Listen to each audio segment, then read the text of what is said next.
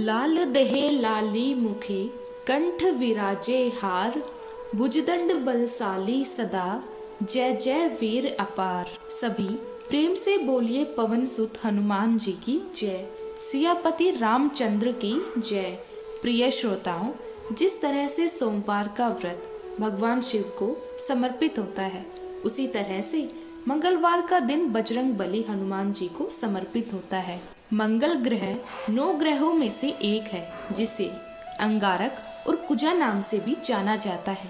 मंगल देव को पृथ्वी देवी का पुत्र माना जाता है। वे शक्ति, वीरता और साहस के प्रतीक हैं और मंगलवार का दिन बजरंग बली हनुमान जी को समर्पित है। तो आइए श्रोताओं, हम सभी सुनते हैं मंगलवार व्रत की संपूर्ण कथाएं। गणेश पुराण के अनुसार एक बार हिरण्याक्ष के बड़े भाई ने पृथ्वी देवी का अपहरण कर लिया था। पृथ्वी देवी को उससे छुड़ाने के लिए भगवान ने वराह रूप धारण किया। भगवान ने हिरण्याक्ष का वध किया और पृथ्वी देवी को बचाया। उस समय पृथ्वी देवी भगवान से बहुत प्रसन्न हुई और उनसे विवाह करना चाहती थी। वराह अवतार के समय भगवान का प्रकाश आकाश में हजारों सूर्यों के समान था, जो असहनीय था। तब भगवान ने पृथ्वी देवी की इच्छा पूर्ण करने के लिए अपने सुंदर और मूल रूप से उन्हें दर्शन दिए। तब उनका विवाह हुआ और वे 1 वर्ष तक अकेले रहे। तब उनके पुत्र के रूप में मंगल देव का जन्म हुआ। शिव पुराण के अनुसार एक बार भगवान शिव कैलाश पर्वत पर ध्यान में लीन थे। तब उनके माथे से पसीने की 3 बूंदें निकली और धरती पर गिरी। उन बूंदों में से एक अत्यंत सुंदर शिशु प्रकट हुआ, जिसका रंग लालिमा लिए हुए था, जिसकी 4 भुजाएं थी। भगवान शिव ने बालक का पालन पोषण करने के लिए पृथ्वी देवी भूमि को सौंप दिया। बालक का नाम भौम रखा गया, क्योंकि उसका पालन पोषण और परवरिश भूमि द्वारा यानी धरती माता द्वारा हुई थी। जब भौम बड़े हुए, वे काशी गए और भगवान शिव को प्रसन्न करने के लिए कठिन तपस्या की। भगवान शिव ने उन्हें आशीर्वाद देते हुए मंगल लोक प्रदान किया, जो सुक्रोक से भी अधिक श्रेष्ठ था। इसी भूमि को सौर मंडल में मंगल ग्रह के नाम से जाना जाता है। मंगल देव की 4 भुजाएं हैं और वे त्रिशूल और गदा हथियार के रूप में धारण करते हैं। यह लाल आभूषण धारण करते हैं। मंगल देव की पूजा करने से त्वचा संबंधी रोग, ऋण और गरीबी से मुक्ति मिलती है। भगवान मंगल का रत्न मूंगा है और उनका दिन मंगलवार है और यह दक्षिण दिशा के संरक्षक है। मंगलवार के व्रत की कथा के अनुसार एक समय की बात है, एक बूढ़ी औरत रहती थी। वह हर मंगलवार को व्रत रखा करती और उन्हें हर तरह की सुख समृद्धि प्राप्त थी। उनकी बहू उन्हें हर मंगलवार को 4 रोटियां देती।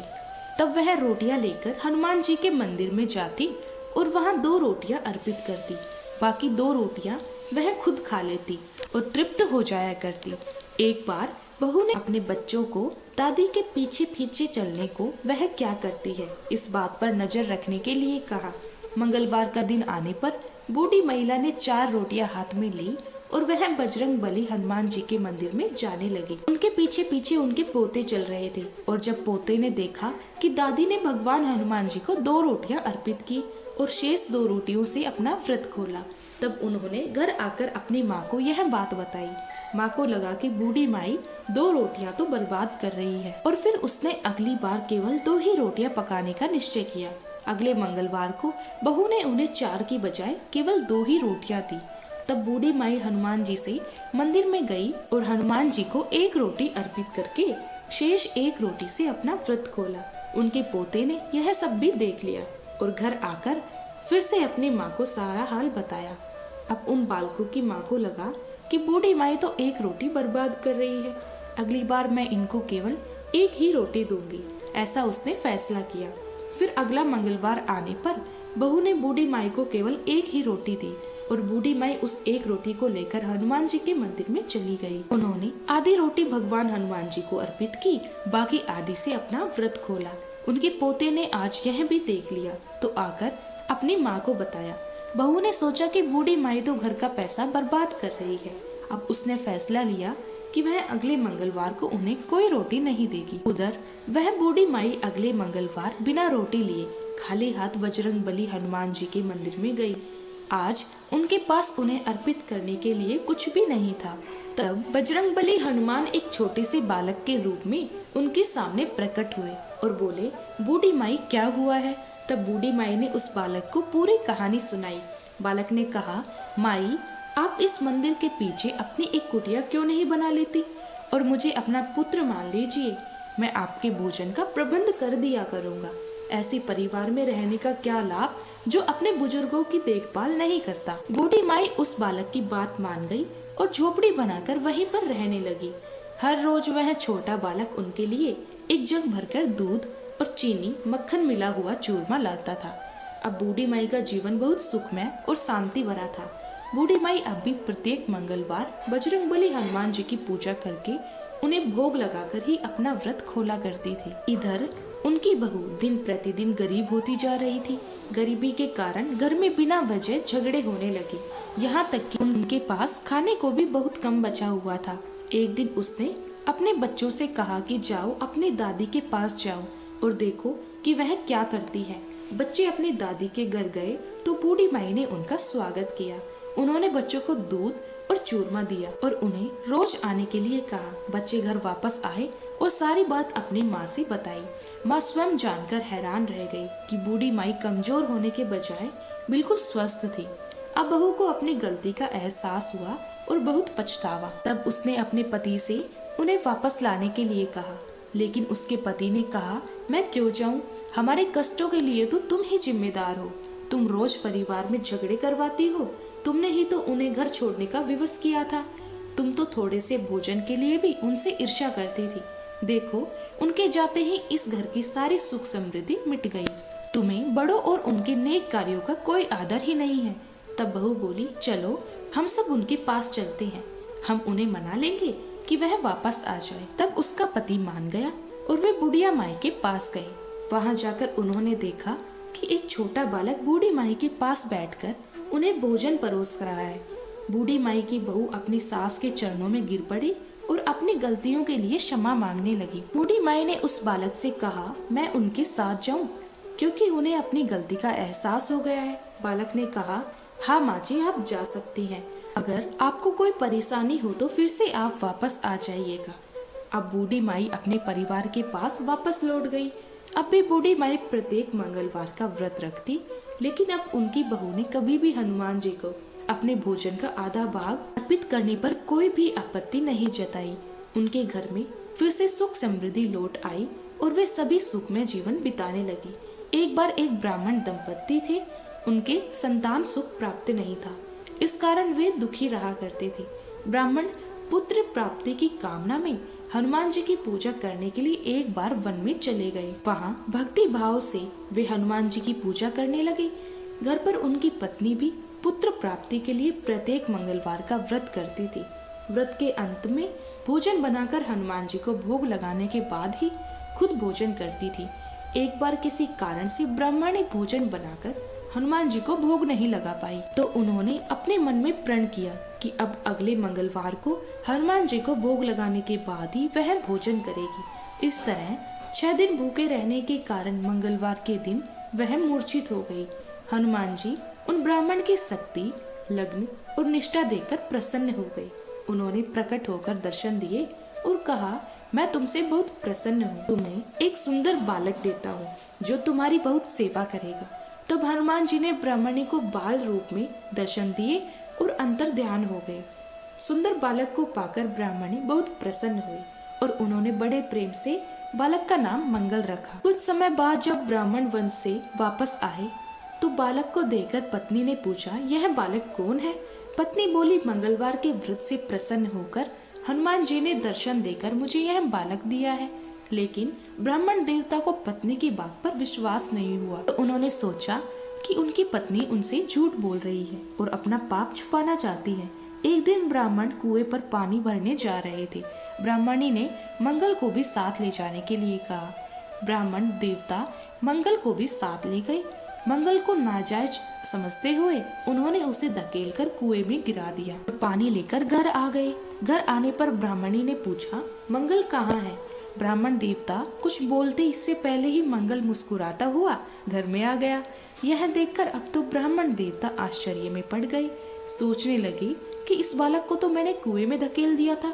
फिर रात को सपने में ब्राह्मण देवता ने हनुमान जी को कहा, वे कह रहे थे, यह बालक मैंने दिया है, तुम्हारा पत्नी पर शक करना उचित नहीं है, वह तो पतिव्रता स्त्री है।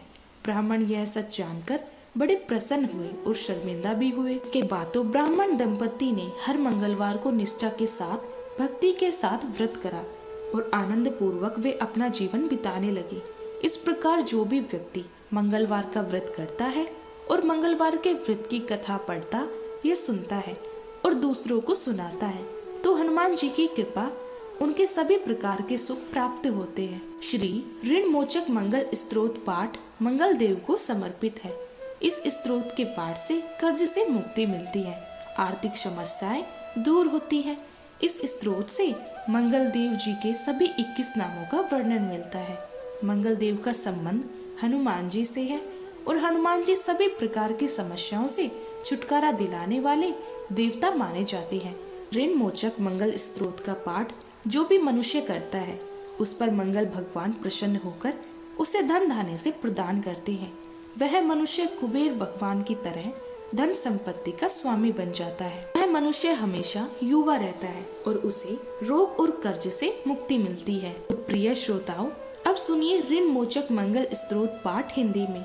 हे मंगल देव, शास्त्रों में आपके जो नाम बताए गए हैं, उनमें पहला नाम मंगल, दूसरा भूमिपुत्र जिनका जन्म पृथ्वी से हुआ, तीसरा ऋणहर्ता यानी कर्ज से मुक्ति दिलाने वाला, चौथा धनप्रद यानी धन को देने वाले, पांचवा स्थिर आसन यानी जो अपने आसन पर अडिग रहते हैं, छठा महाकाय यानी जो बहुत बड़े शरीर वाले हैं, छठा महाकाय यानी जो बहुत बड़े शरीर वाले हैं, सातवां नाम सर्व कमावरोधक यानी कार्य में आने वाली सभी बाधाओं को दूर करने वाला है।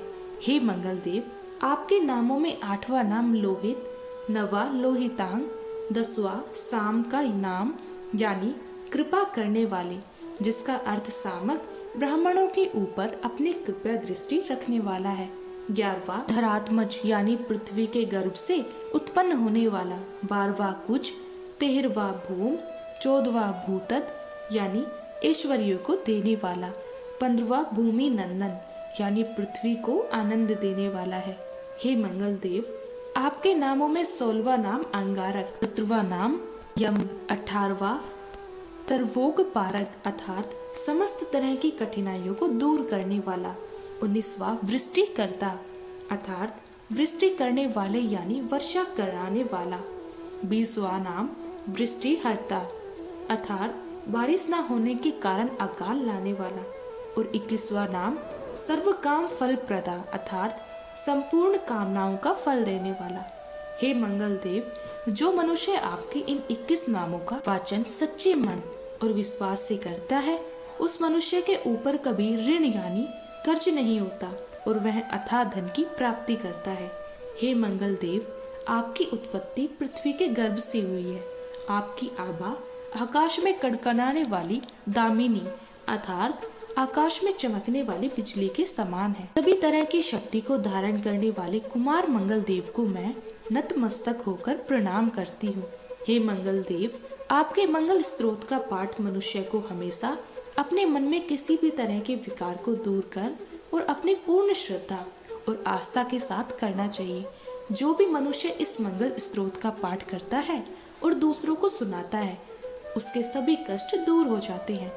हे अंगारक अर्थात अग्नि की ज्वाला से जलने वाले, महाभाग अर्थात पूजनीय ऐश्वर्यशाली भक्तों के प्रति वात्सल्य यानी प्रेम रखने वाले, आपको हम नतमस्तक होकर प्रणाम करते हैं।